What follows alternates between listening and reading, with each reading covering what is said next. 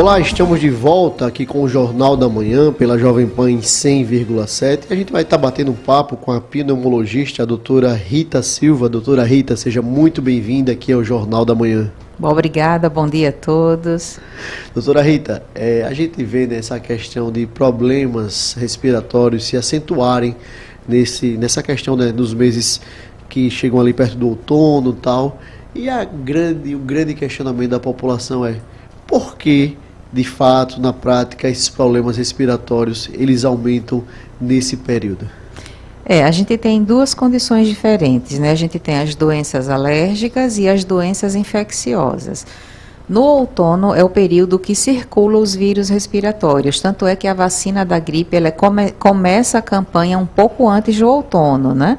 Para já você estar protegido durante o outono. Aí a gente tem as doenças infecciosas e as doenças alérgicas. Em relação às doenças infecciosas, os vírus circulatórios circulam nesse período do ano, outono e inverno. E são inúmeros vírus. Influenza, influenza A, influenza B, sincicial respiratório, adenovírus, rinovírus. É uma família enorme de vírus que circula nesse período do ano. Com isso, na circulação do vírus, as pessoas tendem a gripar mais no outono e no inverno. A gente tem como prevenção a vacina, mas voltando a isso, os vírus circulam nesse período e tem a questão das chuvas. As pessoas tentam se abrigar da chuva e nesse período do ano as pessoas também se aglomeram mais.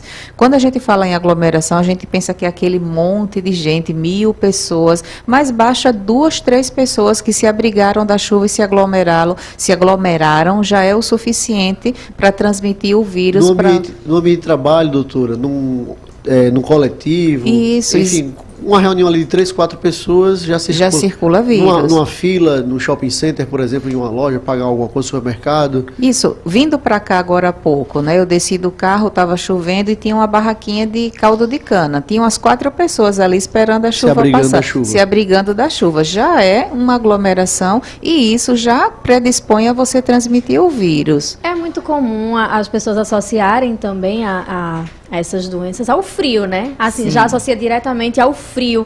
E não é necessariamente isso, né? O frio por si só pode trazer esse tipo de problema, doutora? Mas para os alérgicos, eu estava falando de doença infecciosa, agora falando em doença alérgica, os portadores de asma e de rinite alérgica tendem a ter mais crises nesse período do ano, que é uma coisa que a gente até confunde com gripe, principalmente rinite alérgica. Os sintomas são muito parecidos: espirro, coriza, coceira no nariz, e a gente acaba pensando que isso é gripe. Na verdade, isso é uma crise de rinite, que os sintomas são muito parecidos. E em relação à asma, são as crises de tosse, chiado e cansaço. Nesse período do ano, aqui no nosso estado, a gente não tem tanto frio, mas a gente tem a mudança brusca de temperatura. Hoje está sol, amanhã chove, a temperatura baixa um pouco.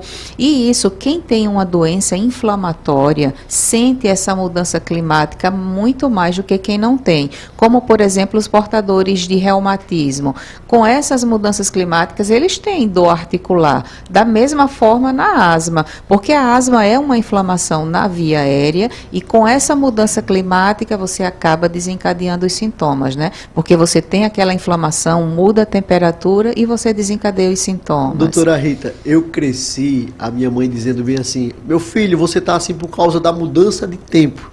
Era o nariz coçando, a irritação no olho, aquela coriza. Aí o questionamento: por que essa alteração na temperatura traz esses problemas, agravam o problema da rinite? E hoje, por exemplo, a gente está no ar-condicionado do carro, aí sai meio-dia, deixa o filho no colégio, tal, aquela temperatura, aquela mudança brusca, está no escritório, no ar-condicionado, sai daqui, vai para um lugar quente. Isso traz realmente esse prejuízo para quem tem essa rinite alérgica, por exemplo? Traz. A sua mãe estava certa, né? Era mudança de tempo mesmo. Ela tinha o feeling de mãe, né? Isso ocorre porque imagine a sua pele inflamada. Você está lá com a sua pele e tem aquela inflamação, está vermelha, às vezes sai alguma secreção, algum muco daquela lesão. Da mesma forma é na via aérea, na mucosa do nariz, na mucosa da traqueia, dos brônquios. Existe aquela inflamação crônica, é uma inflamação persistente. Com a mudança climática, essa inflamação reage, ela muda, ela começa, se não estava produzindo secreção, ela começa começa a produzir um mucozinho, né? Então, realmente, na mudança climática, quem é portador de asma ou de rinite tem uma probabilidade de ter mais crises. Necessariamente não vai ter, mas existe o risco. E é por isso que a gente orienta o tratamento de manutenção da doença. É você manter essa inflamação controlada, para você não ter tanto sintoma. Uma coisa que às vezes fica difícil da gente entender, por que a mudança climática altera, por que a mudança climática tem crise. Mas uma coisa interessante é porque até as emoções pode desencadear crises. Você tem asma e você passa por uma emoção, você já tem aquela via aérea inflamada e ela reage. Ela causa uma broncoconstricção e você tem os sintomas. Os desencadeantes das doenças alérgicas são inúmeros e variam de pessoa para pessoa. A gente está falando em mudança climática, mas a gente tem as emoções, tanto emoções boas quanto emoções ruins desencadeiam crises. Atividade física, o esforço físico também desencadeia uma crise de asma ou de rinite. Os desencadeantes são inúmeros, né? E varia de pessoa para pessoa. Ô, doutora Rita, por exemplo, esse cotidiano de, por exemplo, tomar algo muito gelado, a gente está no carro, aí desliga o ar-condicionado alguns minutos antes de sair do carro. Assim, existe alguma forma de tentar diminuir esse tipo de problemática, por exemplo, na prática, ou não? Isso é tudo muito mito, é tudo muito, assim, disse-me disse. Como é que isso funciona na prática? Na verdade, você tem que perceber, ter a autopercepção, quais são os seus desencadeantes. Quem tem asma e tem rinite tem que ter esse feeling de saber o que é que desencadeia a crise em mim para você evitar aquilo ali. Às vezes você não consegue, como você disse, você está no carro com o ar-condicionado e sai e lá fora está quente. Você às vezes não tem como evitar esse tipo de coisa. Você vai no banco, está na rua, entra no banco, o ar está ligado e aí você não tem muito como evitar. Mas o que você pode fazer é manter o seu tratamento da doença. É usar aquele corticoidezinho tópico nasal todos os dias, é usar a sua bombinha todos os dias, porque essas medicações, elas são corticoide, mas é um corticoide em baixa potência, a dosagem é microgramas, é diferente daquele corticoide que você toma por boca. Eu que atendo muito criança, os pais têm muito receio em utilizar o corticoide nasal, tem em utilizar... Ainda, doutor, em relação tem muito tabu, porque o corticoide utilizado no nariz ou na via aérea através da bombinha, além da dose ser muito baixa, é microgramas da medicação, ele é de uso tópico, é diferente daquele corticoide que você toma por boca, porque vamos supor, você toma um corticoide, a prednisolona por boca, você toma, ele vai para o seu estômago, ele vai ser absorvido no estômago, disso ele vai para a circulação sanguínea, para depois ir para o sítio de ação dele, que é o pulmão ou o nariz. Isso é prejudicial, o nome disso é biodisponibilidade, é um corticoide que está presente na circulação e ele vai para todos os órgãos. É diferente daquele corticoide que você usa no nariz, que ele é tópico. A biodisponibilidade dele é muito baixa, porque ele já está no sítio de ação dele, ele não vai para a corrente sanguínea. Ou seja, é bom desmistificar então essa questão para o papai, para a mamãe que está nos ouvindo agora, para o responsável dessa criança, que esse corticoide ele não faz mal, ou seja, é bom desmistificar essa questão. Muita gente fala, é agressivo, tal, ou seja, isso na prática não é verdade, é mito, doutora.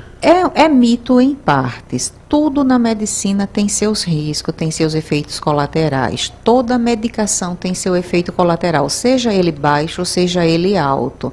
Mas num caso como esse, que você tem uma doença que você precisa controlar, você pesa na balança. O que é mais danoso para mim? É eu manter aquela doença descontrolada ou é utilizar aquela medicação em baixa dose que não vai me oferecer tanto efeito colateral dessa forma? A gente pesa na balança, né? Uma doença inflamatória, ela precisa de tratamento, porque isso impacta totalmente na qualidade de vida, seja no trabalho, seja na escola, seja nas atividades do dia a dia. E doutora, falando sobre automedicação nesse momento de crises gripais, né, de síndromes gripais, estávamos inclusive debatendo aqui no Jornal da Manhã, doutora, a utilização, por exemplo, daquele mais antigripais, a utilização das pílulas de vitamina C, se realmente ajudam a combater, a prevenir essa síndrome gripal, ou também é só mito? Muitas dessas medicações que são vendidas como antigripais, elas são um conjunto de substâncias, elas não têm uma substância só, elas têm uma associação de antitérmico, de analgésico, de antihistamínico. Isso não é bom, porque você pode ter uma alergia medicamentosa e não saber, e essas medicações, elas possuem mais efeitos colaterais do que o normal. Você falou na vitamina C, a vitamina C tudo bem, que é aquele efervescentezinho que é composto por vitamina C. Ajuda, tem o seu papel, mas não tem o papel de curar doença. As doenças virais, o tratamento é de suporte. É medicação para febre, é medicação para dor, é uma alimentação saudável, uma alimentação mais nutritiva, para você passar aquele quadro de forma mais, digamos assim, confortável. O que a gente tem nas doenças, nas síndromes virais, nas doenças virais é o seguinte: você inicia a doença com a gripe, por exemplo, você se contamina com o vírus e desencadeia os sintomas. Nisso, uma bactéria oportunista, que você já está lá com a mucosa do nariz, a mucosa da garganta, a mucosa do pulmão, está tudo inflamado, uma bactéria oportunista vai lá e resolve proliferar. Aí você tem a co-infecção, bactéria e vírus, isso é muito comum e que acaba agravando o quadro. Então, nas doenças virais, normalmente a gente não usa antibiótico, mas em algum momento do processo você acaba precisando do antibiótico porque você teve uma co-infecção, bactéria e vírus. Falando nisso, doutora, gripe e resfriado. Sim. Eles são diferentes. São. E aí, muita gente se confunde, assim, talvez os sintomas eles possam ser parecidos, mas existem sim muitas diferenças. Pode esclarecer um pouquinho pra gente, para os nossos ouvintes, para poder a gente entender quando é que a gente está gripado e quando a gente está apenas com um resfriado? E também emendando, Natália, se o tratamento é o mesmo também, sim, né? Tem isso. Gripe e resfriado são doenças muito parecidas e são doenças virais, muitas vezes causadas pelo mesmo vírus. O que muda de um para outro é a intensidade dos sintomas. A gripe, você tem uma coriza, você tem um espirro, você tem uma dorzinha o resfriado, desculpa. Você tem uma coriza, um espirro, uma dor de garganta, mas você não tem febre, você não tem prostração, você consegue trabalhar. É mais uma indisposição. Isso, doutora. você consegue trabalhar, você consegue ir para a escola. Já a gripe, os sintomas são mais intensos, eles deixam você mais prostrado. Você tem febre, tem dor no corpo, dor muscular, muita dor de garganta, muita dor de cabeça. Você não consegue trabalhar, não consegue ir para a escola. Então, a diferença está, na verdade, na intensidade dos sintomas. Mas como as duas, voltando ao gancho do tratamento, como as duas são doenças virais e causadas muitas vezes pelos mesmos vírus, o tratamento é o mesmo, é de suporte.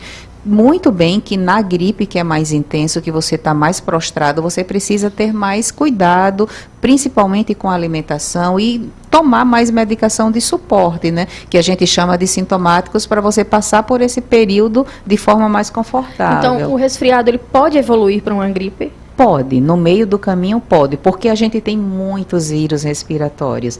Muitas vezes você está gripado, não é um único vírus que está ali em questão. Além da co-infecção bactéria e vírus, você tem a co-infecção por vírus. Quando a gente faz aquele suave nasal, que a gente vai na emergência quando está gripado, ou quando está com uma síndrome viral aguda, a gente vai na emergência e faz aquele suave para detecção do vírus, muitas vezes dá positivo para vários vírus diferentes, não dá para um vírus só. Ô, doutora Rita, veja só, essa questão da gripe e do resfriado, ambos são questões virais, não é isso? São. Só que aí vou trazer para a questão popular, para quem está nos ouvindo, a mãe sempre dizia bem assim, me recordo muito, tome banho e não vá para o quarto agora, o ar-condicionado está com a cabeça molhada. Saia da piscina porque senão vai ficar...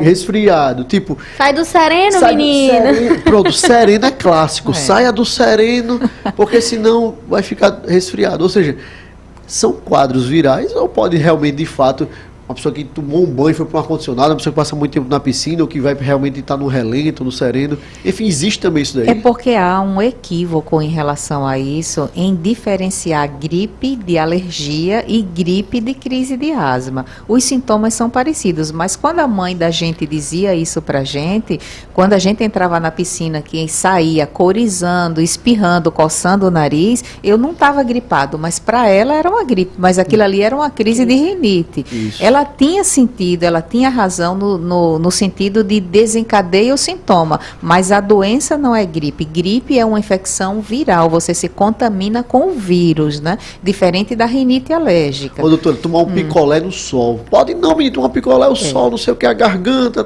aquela coisa toda, são totalmente diferentes. Totalmente diferente. Tem muito mito em relação a isso, demais. Essa questão do sereno, não existe isso. Sereno não causa gripe, sereno não causa crise de rinite ou de asma, assim como picolé ou sorvete também não causa crises. Algumas pessoas têm uma sensibilidade, algumas pessoas, por exemplo, têm faringite de repetição, aí quando tomam um picolé, quando tomam uma água gelada, desencadeia os sintomas. Isso é uma questão muito individual, mas os mitos são inúmeros, na verdade, e a gente tenta desmistificar isso no sentido de você ter uma vida normal. Eu sempre digo, olha, tomar o seu sorvete, o seu picolé no final de semana, num dia quente, você pode fazer isso. O que você pode é não exagerar nisso, né? E que bom, né, Nicole e Natália, que a gente tem a doutora Rita para desmistificar. Pra gente tomar nosso sorvetinho. E está trazendo esses esclarecimentos para a população como um todo, porque realmente são muitas dúvidas, são muitos mitos,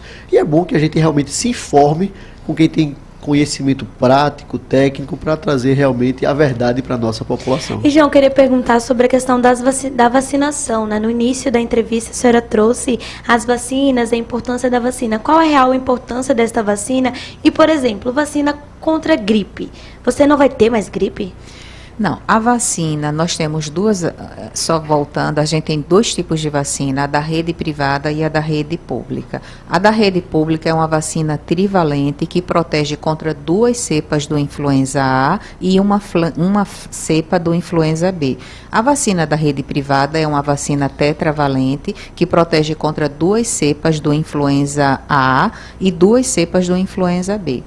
A vacina nesse período do ano, ela é muito importante porque a gente diminui o risco de fazer doença grave, de fazer forma grave da doença. A gente fala em resfriado, a gente fala em gripe e a gente imagina que é aqueles sintomas de via aérea superior, que você vai ficar indisposto, que você não vai trabalhar, mas que vai passar. Mas que, na verdade, existe um potencial de desencadear a forma grave da doença, que é a síndrome respiratória aguda. É quando esse vírus migra para o pulmão e causa uma doença mais grave. A vacina, ela protege contra as formas graves da doença. Não significa que você vai tomar a vacina e que você não vai gripar. Você pode gripar, mas você vai fazer um quadro leve. Muita gente não quer se vacinar porque diz o seguinte, eu me vacinei e gripei, então eu não vou. Do que adianta? Não, você gripou, mas você fez um quadro leve da doença. Aquela população de risco deve tomar a vacina, porque tem uma predisposição a fazer forma grave da doença. Em 2008, eu me lembro muito bem disso, teve um surto de H1N1, foi em 2008, que foi aquela comoção até no mundo todo, né? E isso, o H1N1 é uma síndrome respiratória aguda, onde esse vírus que circula aqui, até aqui entre a gente, normalmente, ele vai para o pulmão e causa uma doença grave. Então, a vacina, ela protege contra as formas graves da doença. Eu me recordo, doutora, que durante a pandemia da Covid-19, essa era uma fala muito recorrente dos profissionais da área de saúde, falando justamente nesse sentido. Se vacinar não é que você não vai ter a doença, mas você vai ter a forma leve da doença. Exatamente. Ou seja, não vai levar ao óbito e a outros transtornos. Já que você falou em Covid, pandemia, não tem como a gente falar de sintomas respiratórios, de doenças respiratórias e não tocar no tal do coronavírus, COVID, né? Na Covid, doutora. Como é que está hoje a situação da Covid? Ainda está circulando, né? A gente ainda tem essas questões. E esse período também, ele segue os mesmos princípios desses outros vírus, dessas outras doenças respiratórias, não é isso? Sim, a Covid realmente ela diminuiu, nós saímos da pandemia, mas o vírus existe, o vírus ainda circula em todo o período do ano. Em fevereiro ou março nós tivemos mais casos de Covid e agora nesse período do ano, do outono, que as pessoas se aglomeram, que as pessoas baixaram um pouco a guarda em relação aos cuidados, isso pode ter mais casos de Covid, sim. E aí entra essa coisa da máscara, né? Isso. A gente, no período da pandemia, tinha muitas indicações, muitas recomendações de máscara, que elas funcionam para todos esses quadros gripais, esses quadros respiratórios, e a gente já percebe que houve aí uma mudança e as pessoas já não usam mais a máscara da maneira que deveriam. Então, a indicação, doutor, é usar a máscara o mínimo sinal de sintoma. Não necessariamente, sim, se você está com sintoma, o ideal é que você ou fique em casa se resguardando, ou se sair de casa que você use máscara para você não transmitir o vírus para outras pessoas, né? Doutora Rita Silva, médica pneumologista, quero agradecer demais a participação da senhora aqui no Jornal da Manhã, pela Jovem Pan em 100,7, ao passo que faço o convite público para que a senhora esteja aqui em outras oportunidades, tratando dessas e de outras temáticas tão relevantes para a nossa sociedade, e deixo aqui um espaço para suas considerações finais. Muito obrigada pela oportunidade, pelo convite, é sempre um prazer estar aqui, certamente virei outros dias. E, na verdade, nesse período do ano, o que eu quero enfatizar é que você procure um posto de saúde e se vacine.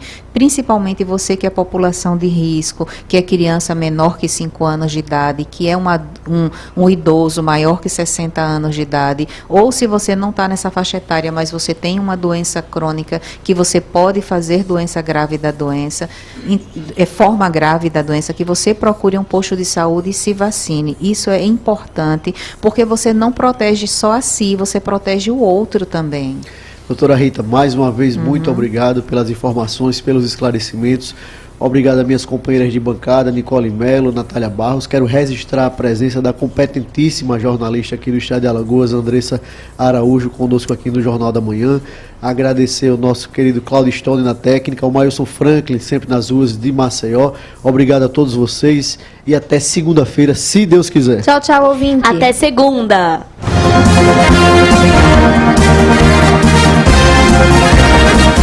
Você ouviu Jornal da Manhã, edição